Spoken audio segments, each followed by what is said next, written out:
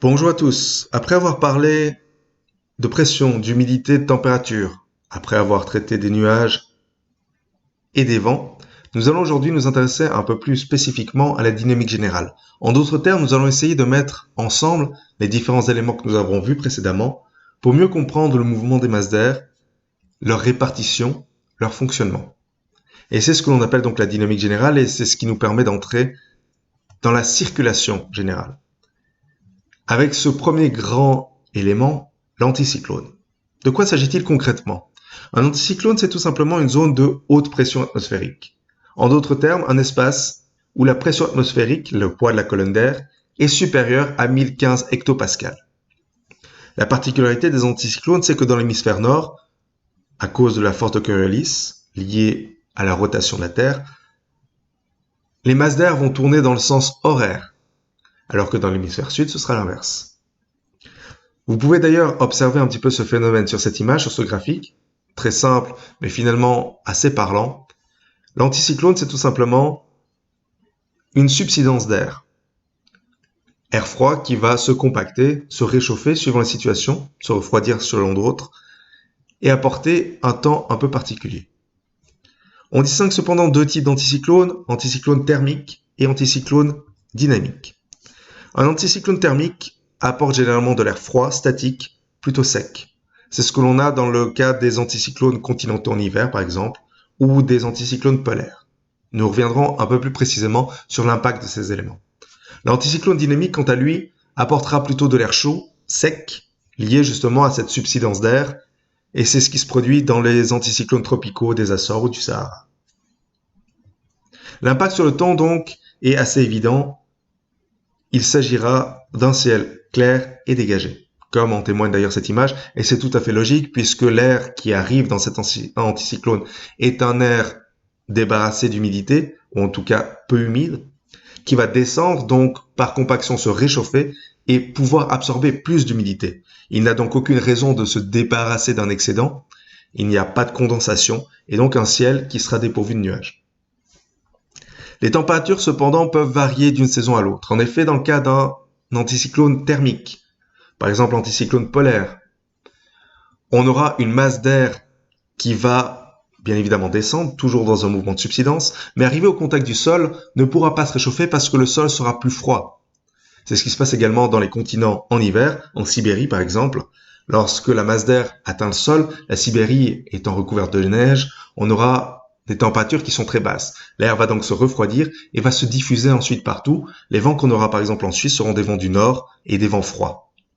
Par contre, en été, avec les anticyclones dynamiques, notamment des Açores, on aura de l'air qui va descendre, qui va se réchauffer. Comme le continent, comme les océans sont plus chauds, cet air va se réchauffer progressivement et l'air qui nous parviendra sera donc un air chaud. C'est là toute la différence entre thermique et dynamique, en fonction de la saison bien évidemment. Vous le verrez aussi, petite particularité, on n'a pas d'anticyclones continentaux en été. Et c'est tout à fait logique puisque en été les continents sont plus chauds, donc l'air va se réchauffer, va monter en altitude. On aura constamment une dépression sur le continent, en tout cas sur la Sibérie, là où en hiver on aura plutôt une zone de haute pression, donc un anticyclone. L'inverse est bien évidemment la dépression.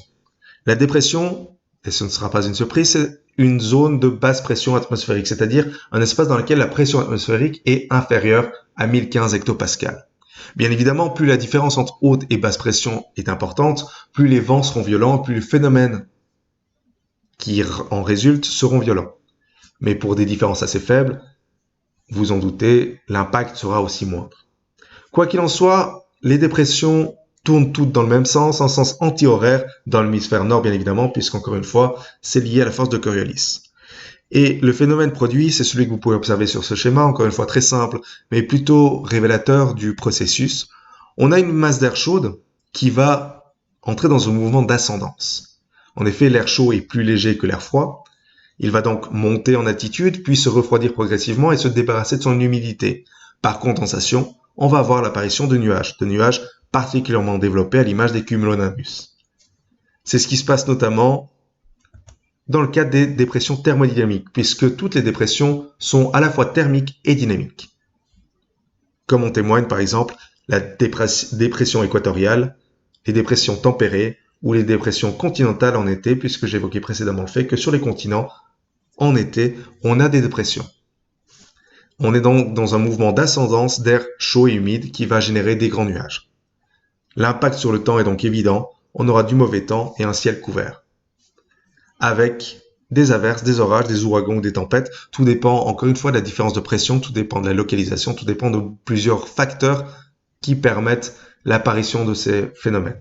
Mais sur une différence de pression assez faible, on aura plutôt des averses, alors que lorsque la différence de pression est plus importante, lorsque la basse pression est plus marquée, on peut assister à des orages plus violents ou à des ouragans.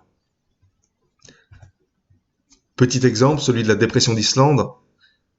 Cette dépression résulte de la rencontre de l'air froid qui vient du nord, issu de l'anticyclone polaire, et de l'air chaud qui vient du sud, issu de l'anticyclone tropical des Açores. C'est quelque chose qu'on retrouve très souvent au printemps et en automne, que vous pouvez observer sur cette image. Dépression d'Islande ici déportée sur l'Angleterre, sur le Royaume-Uni de manière générale, avec cette masse d'air qui sort de l'anticyclone des Açores dans le sens horaire et qui va entrer dans le sens anti-horaire dans la dépression d'Islande. C'est aussi ce que vous pouvez observer sur ce graphique beaucoup plus détaillé qui correspond aux cartes météorologiques que nous étudierons ensemble un peu plus tard et qui met en évidence notamment les différents fronts ainsi que les différentes variations de pression. Et vous le voyez par exemple pour la zone de haute pression qui se situe un peu à l'ouest des pays scandinaves, on est sur des pressions de 1025 hectopascales. Donc finalement une haute pression, mais pas une haute pression très marquée. Là où, par exemple, ce que vous avez à l'ouest de l'Islande, en tant que basse pression, on descend jusqu'à 975 hectopascales. Donc vous voyez une différence déjà un peu plus marquée. Nous reviendrons sur les différentes couleurs, nous reviendrons sur cette symbolique un peu plus tard. Ce qu'il convient de noter ici, c'est l'organisation de cette carte. Et petite précision, on a parlé d'anticyclone, qui peut se résumer en A, mais aussi en H, zone de haute pression, ou high pressure en anglais. Alors que la zone de basse pression, ici représentée en B, peut tout à fait être retranscrite avec un D pour une dépression, ou même un L pour une low pressure en anglais. Tout ça nous amène à la question des masses d'air. Une masse d'air, c'est tout simplement une zone de l'atmosphère où les conditions de température, pression et humidité sont homogènes. En d'autres termes, les masses d'air vont se développer. C'est un ensemble harmonieux d'air, plus chaud, plus froid, plus humide ou plus sec, qui va se développer et se diffuser à l'échelle du globe en fonction des grands mouvements. Il s'agit donc d'une zone stable. Et ces masses d'air se forment dans de vastes zones où la circulation atmosphérique est lente, stationnaire, notamment dans les régions polaires, mais aussi dans les régions tropicales, les océans et les continents. Et vous voyez ici toute la logique de ce phénomène. Dans les régions polaires, forcément, on aura une accumulation d'air plutôt froid et souvent assez sec également. Alors que dans les régions tropicales, on aura plutôt des masses d'air chaudes et humides. C'est le cas notamment des anticyclones. Les anticyclones, c'est de l'air divergent, donc c'est de l'air qui va redescendre là où les dépressions, c'est de l'air qui se réunit. Or, on l'a vu pour le cas de la dépression d'Islande, on peut avoir une masse d'air qui vient du sud et une masse d'air qui vient du nord. Forcément, l'ensemble ne sera pas homogène. On a la rencontre de deux masses d'air différentes.